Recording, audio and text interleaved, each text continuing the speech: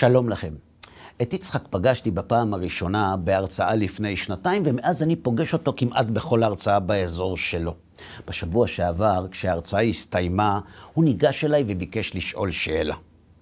אתה בטח שם לב, אהרון, שאני אורח קבוע בהרצאות שלך, נכון? אז רציתי שתדע שמאז הפעם הראשונה שנפגשנו, הרבה דברים השתנו אצלי. דבר ראשון, היחס שלי לשומרי מצוות השתנה לגמרי. אם פעם הייתי מסתכל עליהם מלמעלה, היום זה בדיוק הפוך. חוץ מזה, גם התחלתי לשמור כמה מצוות ואני מתקדם לא רע בכלל, ובדיוק על העניין הזה אני רוצה לשאול אותך שאלה. בניגוד לעבר, אהרון, ככה אמר לי יצחק, היום אני יודע כמה חבילות יש לי בשק. היום אני יודע כמה לשון הרע דיברתי במהלך השנה, כמה זלזלתי בבן אדם לחברו וכמה נכשלתי במצוות שבן אדם למקום. הבעיה איתי, אהרון, שאני לא בן אדם של חיפופים, לכן אני לא קונה את כל המילים האלה על לאט לאט, ושהקדוש ברוך הוא יש לו סבלנות, ושהוא לא דורש מהאדם יותר ממה שהוא יכול. אני רוצה לדעת, אהרון, איך אני מגיע לראש השנה עם כל החבילה הזאת? מה אני אומר לו? לא מבין, אמרתי לו, הרי אתה אומר שחזרת בתשובה, לא? אז אם חזרת בתשובה, כל העבירות שעשית הופכות לזכויות, אז ממה בדיוק אתה דואג? חוץ מזה, לפני שחזרת בתשובה, הרי לא ידעת שאתה עובר עבירות. אז איפה הבעיה שלך? אלא שיצחק יתעקש, חברים, ככה זה עם בעלי תשובה. מי שהופך את כל החיים שלו בגלל האמת, קשה לסובב אותו. הבעיה שלי, ככה אמר לי יצחק, עם העבירות שעברתי, אהרון, אחרי שחזרתי בתשובה, אחרי שידעתי מה אסור ומה מותר. כל הפתגמים והעצות שאתה נותן לי זה יפה, אבל היום אני כבר בעל תשובה, ואם אחרי שחזרתי בתשובה אני ממשיך להיכשל, התירוצים של פעם, אהרון, כבר לא עובדים. פעם כשהיה מגיע ראש השנה, נכון, היו לי המון תירוצים מהסוג הזה בכיס. היום זה כבר סיפור אחר. היום נגמרו לי התירוצים, ואתה יודע למה אני פונה לך, אהרון? כי באיזשהו מקום אתה אשם בזה. לפני שהכרנו, הייתי מסודר. לא ידעתי שהתורה מן השמיים. הייתי, כמו שאומרים, תינוק שנשבע. היום, איזה תירוצים נשארו לי? את האמת, חברים? גם אני התחלתי לדאוג. מה לא מספיק לי מהבעיות שלי, שאני צריך בראש השנה גם את העבירות של יצחק? אתה צודק, אמרתי לו. זו באמת בעיה חמורה, אבל יש לה פתרון, והוא לא שלי. לפני כמה שנים פגשתי חבר טוב, ככה סיפרתי ליצחק, שעזב את כל העסקים שלו והתחיל לעבוד עם בעלי תשובה. כששאלתי אותו מה קרה, הוא הסביר לי שהוא פשוט החליף מקצוע מסיבות עסקיות לחלוטין. הוא אמר לי שהוא קרא באיזה ספר שמי שעוסק בזיכוי הרבים, השכר שלו עצום אפילו יותר מהנביאים. ובינינו, הוא אמר לי, נביא הרי אין לי סיכוי להיות, אז למה לא להיות יותר מזה? ואתה קונה את זה? שאל אותי יצחק. בטח, אמרתי לו. זה כתוב במפורש, בפרשת השבוע. בפרשת ניצבים, שמופיעה אחרי פרשת הכללות של כי תבוא, כתוב בפסוק כך: אתם ניצבים היום כולכם לפני השם אלוהיכם, לעוברך בברית השם אלוהיך ובעלתו, אשר אנוכי קוראת עמך היום. הבעיה היא שבסוף הפרשה הקודמת כבר כתוב שנחרטה איתנו ברית. אלה דברי הברית. אז אם הקדוש ברוך הוא כבר כרת ברית עם עם ישראל, בשביל מה צריך לכרות אותה שוב? והתשובה, יצחק, נמצאת במדרש וכך כתוב בו. המדרש שואל, למה נסמכה פרשת אתם ניצבים לכללות? והוא עונה, לפי ששמעו ישראל 100 כללות חסר 2, הוריקו פניהם ואמרו, מי יוכל לעמוד באלו? התחיל משה לפייסם. אתם ניצבים היום, הרבה הכעסתם למקום, ולא עשה איתכם כליה, והרי אתם קיימים לפניו. במילים האלה, יצחק, אמרתי לו, המדרש מסביר לנו שאחרי שבני ישראל שמעו את כל הכללות שבפרשה הקודמת, הם הבינו שאין להם באמת סיכוי. למה? כי מי יכול להגיד על עצמו שהוא קיים את כל התורה? ואם הוא לא קיים, עם כללות כאלה, איזה סיכוי נשאר לו? לכן משה ניחם אותם. איך?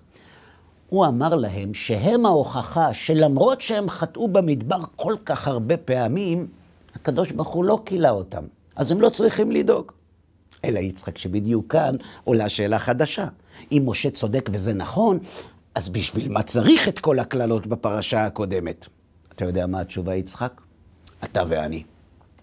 מאחורי הדברים האלה של משה מסתתרת עצה מופלאה לאנשים כמונו. כאן משה מלמד את בני ישראל יסוד מאוד משמעותי בערבות ההדדית. עם יד על הלב אמרתי ליצחק, בדרך כלל אנחנו שומעים שהערבות ההדדית מחייבת אותנו לדאוג לאחרים, נכון?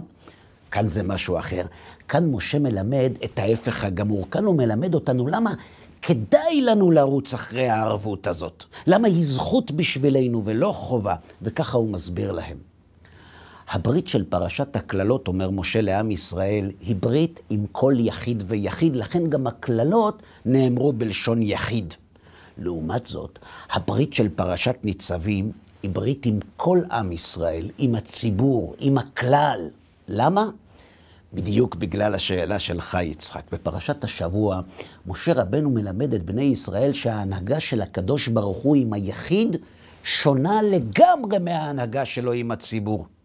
ליחיד, הקדוש ברוך הוא לא הבטיח באף מקום שהוא לא יאבד.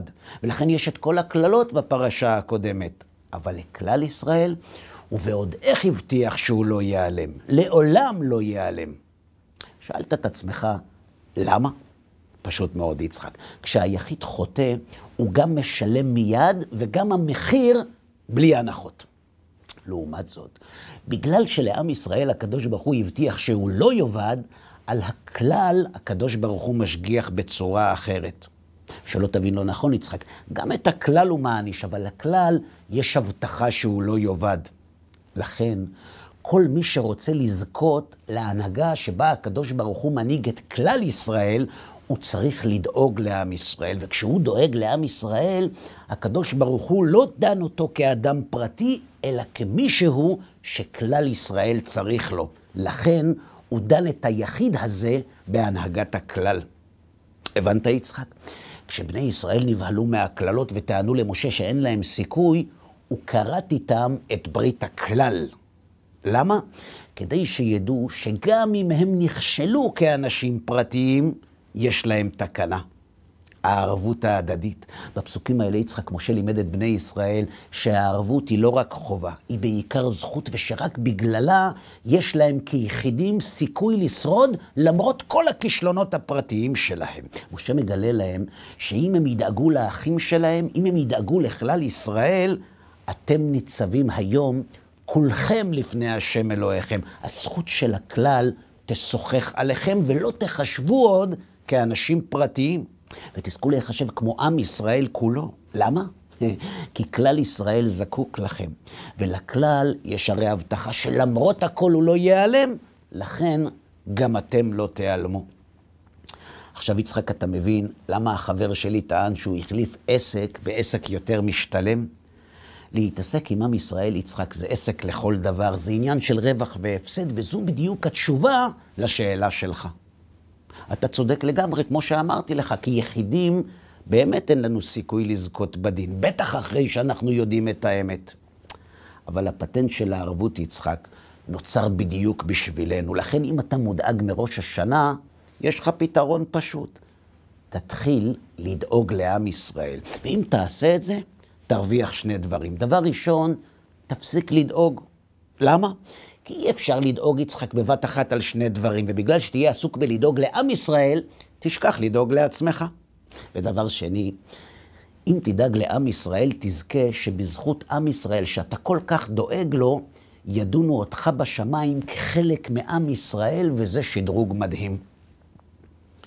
כשסיימתי, יצחק הסתכל עליי בחיוך מסתורי. אז רגע, אהרון, אז הוא בעצם הסיבה שאתה מוסר שיעורים והרצאות? אז זה לא אידיאל או משהו שאתה מאמין בו, אתה בסך הכל, אהרון, דואג לעצמך ולמשפחה שלך. מה חשבת? אמרתי לו. זה נכון שהחרדים לא עובדים, אבל זה שהם לא עובדים זה לא אומר שהם גם לא מבינים בעסקים. שבת שלום.